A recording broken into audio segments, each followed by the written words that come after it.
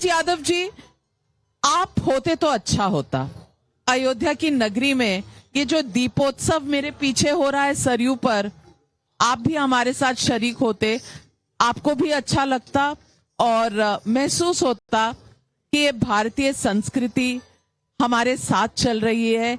यहाँ हर इंसान इंसान का भाई है, इंसान का शुभ चिंतक है, कोई किसी का बैर नहीं है। लेकिन राजनीति है तो क्या करें, आप आ नहीं पाए। मनोज यादव जी, क्या मन में कहीं थोड़ी सी कसक है कि होते तो अच्छा होता अयोध्या नगरी में आज? निश्चय ही नविका जी, सर्वप्रथम मैं आपको बधाई दूंगा इस बात की कि आज भगवान राम की प्राण प्रतिष्ठा हुई और उससे देश में एक हर्षोल्लास है। चारों तरफ शंख नाद हो रहा है, दिवाली जैसा पूरा वातावरण है। लेकिन जो आपकी डिबेट में ताने वीर लोग बैठे हैं, इन ताने वीर लोगों को मनोज यादव बधाई नहीं देंगे, क्योंकि आज के उत्सव के बाद भी इनके मुख से ताने ही निकल रहे हैं। हर्षवर्धन त्रिपाठी जी तो इतने उद्दलित हो रहे हैं कि पता नहीं क्या क्या कह रहे हैं। और वो दूसरे वाले त्रिपाठी जी बीजेपी वाले कह गए आज राम दिवाली हो रही। तो भैया, जो हजारों साल से हमारे पूर्वज भगवान राम की वापसी पे दिवाली मना रहे थे, वो क्या झूठी दिवाली थी क्या? मैं तो हतप्रभ हूं कि आप कुछ भी बोल सकते हो, कुछ भी कह सकते हो। अरे नविका जी ने कितने अच्छे से मुझसे सवाल पूछा, आप भी इसी परिभाषा के साथ मुझसे सवाल पूछ लेते कि आपका होते तो आपको अनुभूति अच्छी आती, आपको अच्छा लगता। लेकिन इतना संकुचित ज्ञान है आपका। और मैं तो एक ही बात कहूंगा कि समाजवादी पार्टी को कोसने से बीजेपी बढ़ सकती है। भगवान राम का अस्तित्व मुझे लगता है आप कम ही करोगे, बढ़ा नहीं पाओगे। समाजवादी पार्टी और हमारे जितने भी नेता हैं धर्म का अपमान नहीं, धर्म का मान करते हैं। आदरणीय राष्ट्रीय अध्यक्ष जी, आदरणीय नेताजी, अगर आप आज ये प्रक्रिया लगातार अपनाओगे तो मैं एक ही बात कहूंगा, आपकी सोच बहुत छोटी है। नरेंद्र मोदी जी ने आज पता है क्या किया? मैं तो देख के हतप्रभ रह गया। मोदी जी ने, आप इनकी सोच छोटी कह रहे हैं, आपकी सोच बहुत बड़ी थी। जब निमंत्रण मिला था आपके राष्ट्रीय अध्यक्ष को और आप आए नहीं, आपने निमंत्रण ठुकरा दिया, तो आपकी सोच बड़ी कैसे हो गई मनोज यादव जी? ये तो आप हम पर कहर ढा रहे हो। मनोज यादव जी का कहना है, जवाब दे। उन्होंने कहा कि आप तानावीर हैं और दूसरे त्रिपाठी जी भी तानावीर हैं, आप ताने दे रहे हैं उन्हें। ये देखिए, अभी भी ये नविका जी शो कर रहे हैं और यहाँ ये गुलाब की पंखुड़ियां पड़ी हुई।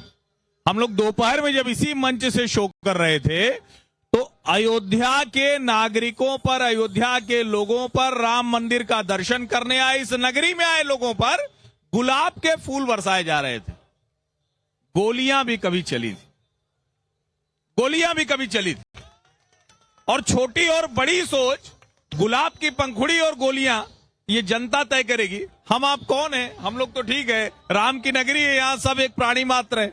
लेकिन गुलाब की पंखुड़ियां और गोलियां आप तय कीजिए।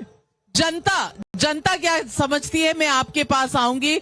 लेकिन राकेश त्रिपाठी जी, एक उन्होंने ताना आपको भी दिया कि जब आप ताने देते हैं अपने विपक्षी दलों को, तो कहीं ना कहीं राम का अस्तित्व छोटा करते हैं, बड़ा नहीं। राम का अस्तित्व और उनका मान समाजवादी पार्टी बढ़ा रही है। समाजवादी पार्टी के लिए तो केवल महत्वपूर्ण मुलायम सिंह यादव जी का जन्मदिन रामपुर में लंदन वाली बग्घी से मनाने से था। उनके लिए बड़ा उत्सव वो होता था, उनके लिए बड़ा उत्सव सैफई महोत्सव हुआ करता था। ये संस्कृति तो उनको कभी रास आई ही नहीं थी। अयोध्या का दीपोत्सव वो कैसे अपनी आंखों से देख पाते?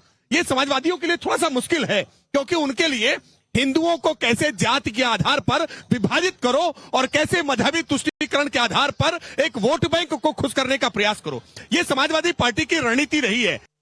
विष्णु जैन जी, एक और बात कही मनोज यादव जी ने, और उन्होंने कहा कि राकेश त्रिपाठी जी कहते हैं कि आज राम दीपावली है, तो उनका कहना है कि सदियों से जो दीपावली थी वो कौन सी दीपावली थी, ये जो नई दीपावली लेकर आ गए। यानी कि मतभेद राम के नाम पर, दीपावली के नाम पर, दीपोत्सव के नाम पर आज भी बरकरार है। मुझे लगता है मनोज यादव जी इस देश का मूड समझ नहीं पा रहे हैं।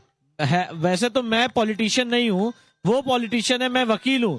एक वकील होके, नागरिक होके मैं लोगों की भावनाएं समझ पा रहा हूं, सुन पा रहा हूं, देख पा रहा हूं, महसूस कर पा रहा हूं, पर एक पॉलिटिशियन का सबसे बड़ा काम होता है कि वो लोगों की नब्ज समझे। वो लोगों की नब्ज ही नहीं समझ पा रहे हैं, और नब्ज इसलिए नहीं समझ पा रहे हैं क्योंकि उन्होंने एक जो विकृत पॉलिटिक्स इस देश में की है वो हम सब लोगों ने देखी है। उन्होंने वो पॉलिटिक्स की है जब हमने देखा है कि उन्होंने यूपी में आतंकवादी छोड़े। उन्होंने वो पॉलिटिक्स की है जब उनके मंत्री आजम खान ने संविधान की शपथ खाने से मना कर दिया, हाईकोर्ट में रिट फाइल करनी पड़ी, तब दोबारा संविधान की शपथ खाई।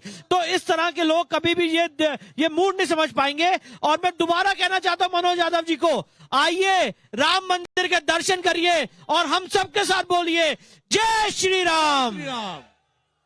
पब्लिक का मूड मनोज